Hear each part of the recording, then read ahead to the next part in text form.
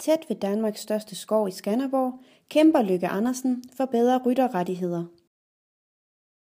Lykke har med sine i alt 14 islandske heste begrænset mulighed for at ride dem, da de omkringliggende skove bliver lukket for ridning.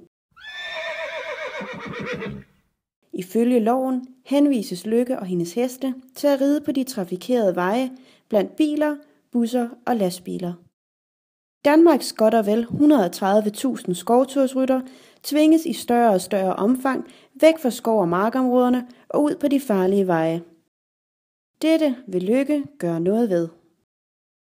Heste bliver betragtet i færdselsloven som et køretøj, og det vil sige, at det faktisk er ulovligt at ride på fortovet eller på cykelstien. Så man skal ride på kørebanen ude ved bilerne.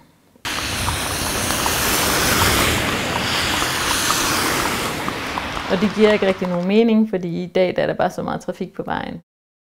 Og vi vil gerne ud i skoven og ride. Altså, hesten er jo rekreation, og man vil gerne ud i naturen. Det er dog lettere sagt end gjort. Det er det stykke skov, det der smalle stykke skov der, som er blevet spærret for ridning. Jægerne siger, at de ikke vil have rytter i skoven, og så lukker skovejeren for rytterne for ridning. Der går en fin vej ned igennem skoven, og så er der, det ved jeg ikke, 10 meter ned til min græsmark, hvor jeg så har et spor, så jeg kan komme hjem til min ejendom. Sikkert og uden at møde en masse hurtigkørende biler. Ridning forbudt her. Hesten er et flugtdyr, og den reagerer. Det er altså lidt farligt, det her. Og hvis hesten reagerer på et eller andet, den bliver bange for, så kan rytteren jo ikke kontrollere den. Men hvis man får en hest ind igennem forruden i sin bil, så er jeg ikke sikker på, at man overlever. Men det tror jeg ikke altid, bilisterne de tænker på. De synes bare, at vi er irriterende, og vi skal holde os væk fra vejen, hvis ikke vores hest den er trafiksikker. Tilbage i 1992 mærkede Lykke selv konsekvensen af, hvad der sker, når en hest bliver forskrækket på kørebanen. Ja, der kom en bil kørende i høj hastighed bagfra ved hesten, og så stejlede hesten, og jeg faldt af og besvimede, og bilen kørte videre. Og følgerne af ulykken har været alvorlige. Nu har jeg kronisk piskesmæld og er blevet førtidspensionist.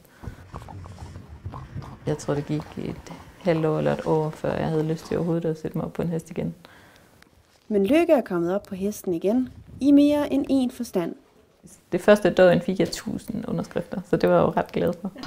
Underskriftsindsamlingen har skabt opmærksomhed, og det er Lykke glad for. Jeg er nok sådan en ildsjæl eller sådan en, der brænder for ting og synes, at ting, der er urimelige, dem skal der rettes lidt op på.